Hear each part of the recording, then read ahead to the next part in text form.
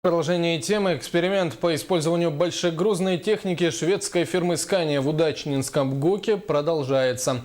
Напомним, что 2 новых автосамосвала доставили на площадку месяц назад.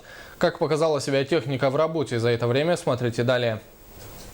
Больше года в Удачнинском ГОКе испытывают новую большегрузную технику Scania.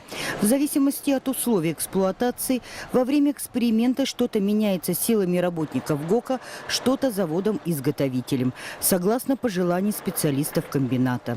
Так, например, мы уже рассказывали, что во избежание залипания породы к борту кузова была устроена транспортная завеса. Казалось, проблема решена. Однако руда в большом объеме стала залипать на днище самого кузова. Решили приварить цепи.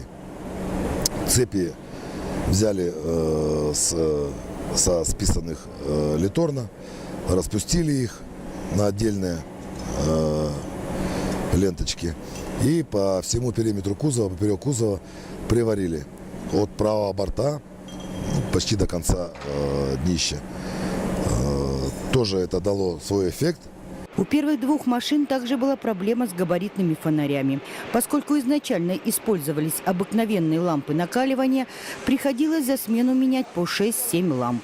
Было предложено использовать светодиодные фонари со списанных катерпилларов.